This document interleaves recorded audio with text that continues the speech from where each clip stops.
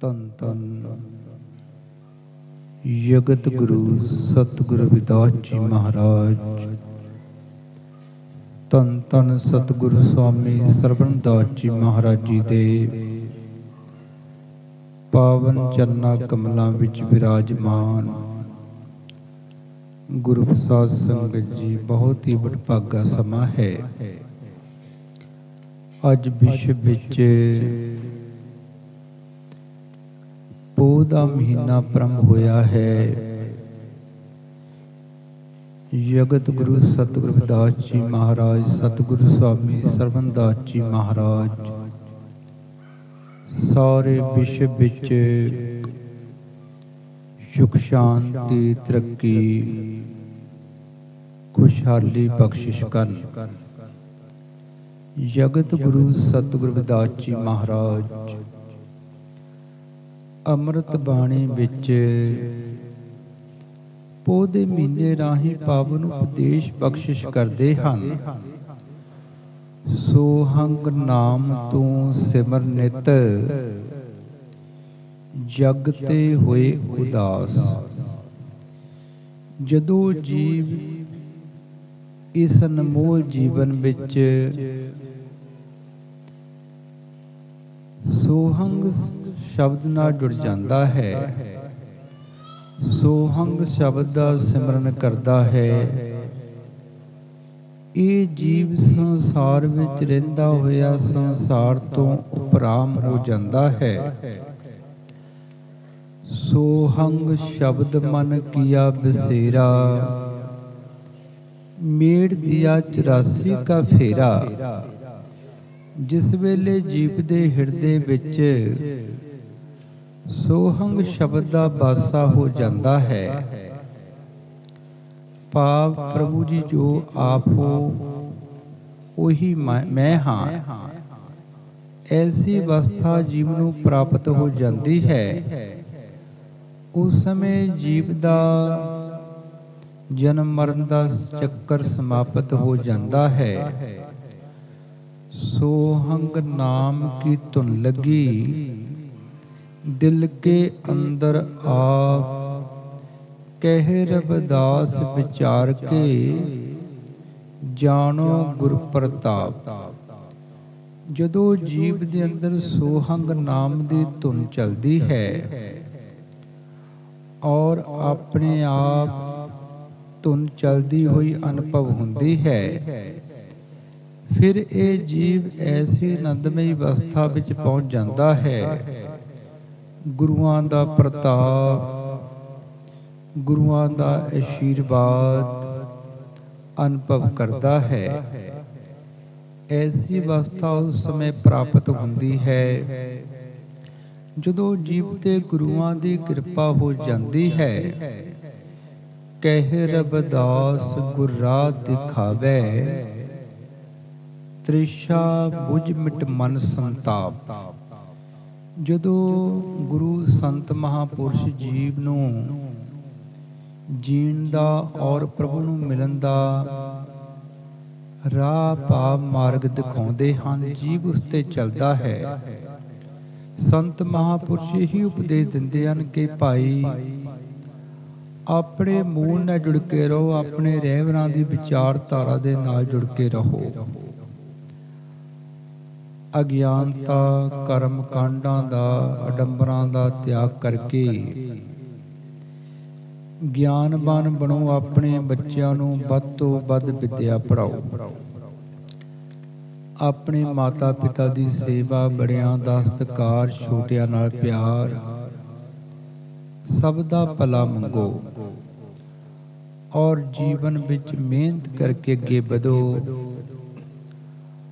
ਔਰ ਜੋ ਸੰਤਾਂ ਮਹਾਪੁਰਸ਼ਾਂ ਨੇ ਉਪਦੇਸ਼ ਦਿੱਤੇ ਹਨ, ਉਹ ਤੇ ਚੱਲ ਕੇ ਸ਼ਬਦ ਦੀ ਕਮਾਈ ਕਰੋ।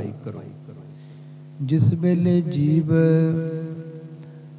ਇਸ ਅਨਮੋਲ ਜੀਵਨ ਵਿੱਚ ਆਪਣੇ ਰਹਿਬਰਾਂ ਨੂੰ, ਆਪਣੇ ਗੁਰੂਆਂ ਨੂੰ, ਆਪਣੇ ਸੰਤਾਂ ਮਹਾਪੁਰਸ਼ਾਂ ਨੂੰ, ਆਪਣੇ ਸਮਾਜ ਧਾਰਕਾਂ ਨੂੰ ਔਰ ਮਾਤਾ ਪਿਤਾ ਨੂੰ ਸਮਰਪਿਤ ਹੋ ਜਾਂਦਾ ਹੈ, ਫਿਰ ਜਿਸ ਸਮੇਂ ਜੀਵ ਇਹ ਗੁਰੂਆਂ ਦੇ ਉਪਦੇਸ਼ਾਂ ਤੇ ਚੱਲ ਕੇ ਆਪਣੇ ਅੰਦਰ ਗਿਆਨ ਦਾ ਪ੍ਰਕਾਸ਼ ਕਰ ਲੈਂਦਾ ਹੈ। ਸਤਿਗੁਰੂ ਜੀ ਉਚਾਰਨ ਕਰਦੇ ਹਨ, ਉਪਜਿਓ ਗਿਆਨ ਹੁਆ ਪ੍ਰਕਾਸ਼। ਜਿਸ ਵੇਲੇ ਗਿਆਨ ਦਾ ਪ੍ਰਕਾਸ਼ ਹੋ ਜਾਂਦਾ ਹੈ, ਅਗਿਆਨਤਾ ਦਾ ਅੰਧੇਰਾ ਦੂਰ ਹੋ ਜਾਂਦਾ ਹੈ, ਫਿਰ ਜੀਵ ਨੂੰ ਐਸੀ ਆਨੰਦਮਈ ਅਵਸਥਾ ਪ੍ਰਾਪਤ ਹੁੰਦੀ ਹੈ। ਸਤਿਗੁਰੂ ਜੀ ਉਚਾਰਨ ਕਰਦੇ ਹਨ, ਪੋਹ ਦਾ ਮਹੀਨਾ ਕਿਆ ਇਹ ਅਨਮੋਲ ਜੀਵਨ। ਇਸ ਜੀਵ ਨੂੰ ਪ੍ਰਭੂ ਦੀ ਪ੍ਰਾਪਤੀ ਵਾਸਤੇ ਮਿਲਿਆ ਹੈ, ਔਰ ਜਦੋਂ ਇਹ ਜੀਵ ਗੁਰੂਆਂ ਦੇ ਉਪਦੇਸ਼ਾਂ ਤੇ ਚੱਲਦਾ ਹੈ, ਗੁਰੂਆਂ ਦੇ ਬਚਨਾਂ ਨੂੰ ਹਿਰਦੇ ਵਿੱਚ ਧਾਰਨ ਕਰਦਾ ਹੈ, ਔਰ ਉਹਨਾਂ ਤੇ ਚੱਲ ਕੇ ਸ਼ਬਦ ਦੀ ਕਮਾਈ ਕਰਦਾ ਹੈ, ਔਰ ਆਪਣੇ ਅੰਦਰ ਪ੍ਰਕਾਸ਼ ਅਨੁਭਵ ਕਰ ਲੈਂਦਾ ਹੈ। ਕੋਟ ਭਾਂ ਜਾਗੀ ਸੋਭਾ ਰੋਮੇ। ਕਰੋੜਾਂ ਸੂਰਜਾਂ ਤੋਂ ਵੱਧ ਜੀਵ ਦੇ ਅੰਦਰ ਨਾਮ ਦਾ ਪ੍ਰਕਾਸ਼ ਹੈ। ਜਦੋਂ ਇਹ ਜੀਵ ਪ੍ਰਕਾਸ਼ ਅਨੁਭਵ ਕਰ ਲੈਂਦਾ ਹੈ, ਔਰ ਸਤਿਗੁਰੂ ਜੀ ਉਸ ਅਵਸਥਾ ਦਾ ਬਿਆਨ ਕਰਦੇ ਹਨ, ਸੋਹੰਗ ਨਾਮ ਤੂੰ ਸਿਮਰ ਨਿਤ ਜਗਤੇ ਹੋਏ ਉਦਾਸ।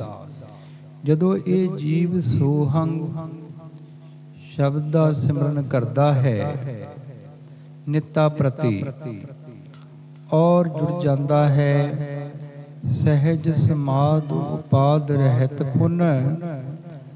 ਵੱਡੇ ਭਾਗ ਲਿਵ ਲਾਗੀ ਕਹਿ ਰਵਿਦਾਸ ਪ੍ਰਗਾਸ ਹਿਰਦੇ ਧਰ। ਜਨਮ ਮਨ ਪੈ ਭਾਗੀ।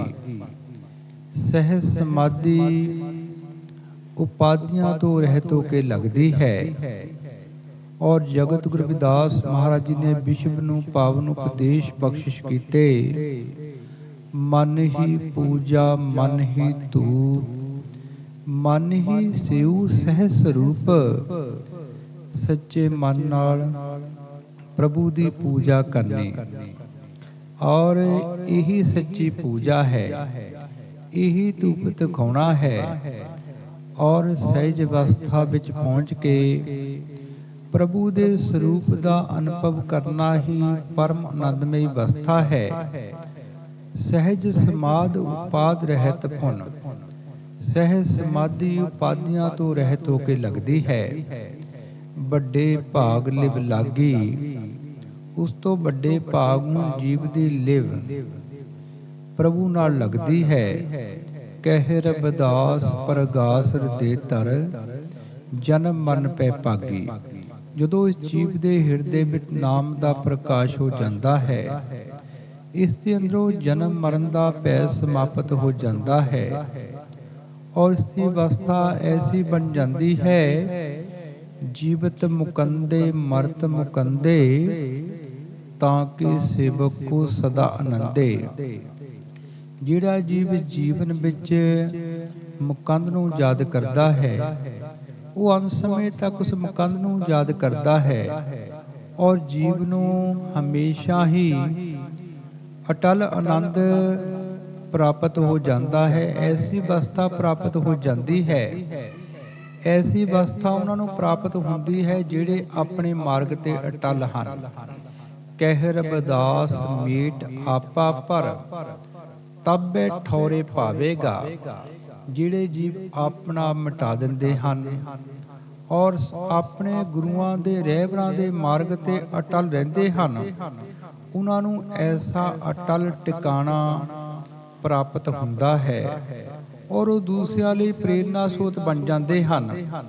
ਕਈ ਵਾਰੀ ਜੀਵਨ ਵਿੱਚ ਸੁੱਖ ਦੁੱਖ ਆਉਂਦਾ, ਜੀਵ ਛੋਟੇ ਛੋਟੇ ਦੁੱਖ ਕਰਕੇ ਆਪਣੇ ਰਹਿਬਰਾਂ ਦੇ ਮਿਸ਼ਨ ਤੋਂ ਭਟਕ ਜਾਂਦਾ, ਔਰ ਦੁਖੀ ਹੁੰਦਾ, ਮਾਨਸਿਕ ਗੁਲਾਮ ਬਣ ਜਾਂਦਾ। ਔਰ ਜਗਤ ਗੁਰੂ ਰਵਿਦਾਸ ਮਹਾਰਾਜ ਜੀ ਨੇ ਵਿਸ਼ਵ ਨੂੰ ਉਪਦੇਸ਼ ਬਖਸ਼ਿਸ਼ ਕੀਤੇ। ਪਰਾਧੀਨਤਾ ਪਾਪ ਹੈ ਜਾਨ ਲਿਹੋਰੇ ਮੀਤ। ਰਵਿਦਾਸ ਦਾਸ ਪਰਾਧੀਨ ਸੋ ਕੌਣ ਕਰੇ ਹੈ ਪ੍ਰੀਤ। ਜਿਹੜਾ ਜੀ ਪਰਾਏ ਦੇ ਦੀਨ ਹੋਵੇ, ਉਹ ਉਸ ਨਾਲ ਕੋਈ ਪ੍ਰੀਤੀ ਨਹੀਂ ਕਰਦਾ, ਔਰ ਪਰਾਏ ਦੇ ਦੀਨ ਰਹਿਣਾ ਦੁਨੀਆ ਵਿੱਚ ਸਭ ਤੋਂ ਵੱਡਾ ਪਾਪ ਹੈ।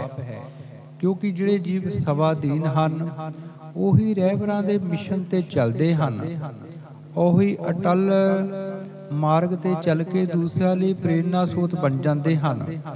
ਔਰ ਜਿਹੜੇ ਭਟਕਦੇ ਹਨ, ਕਬੀਰ ਦੀਨ ਗਵਾਇਆ ਦੁਨੀ ਸਿਉ, ਦੁਨੀ ਨਾ ਚਾਲੈ ਸਾਥ, ਪਾਏ ਕੁਹਾੜਾ ਮਾਰਿਆ, ਗਾਫਲ ਆਪਣੇ ਹਾਥ। ਕਈ ਵਾਰੀ ਇਹ ਜੀਵ ਛੋਟੇ ਛੋਟੇ ਦੁੱਖ ਹੋਣ ਤੇ ਆਪਣੇ ਰਹਿਬਰਾਂ ਦੇ ਮਿਸ਼ਨ ਤੋਂ ਭਟਕ ਜਾਂਦਾ ਔਰ ਦੁਨੀਆ ਮਗਰ ਲੱਗ ਕੇ ਆਪਣਾ ਦੀਨ ਧਰਮ ਛੱਡ ਦਿੰਦਾ।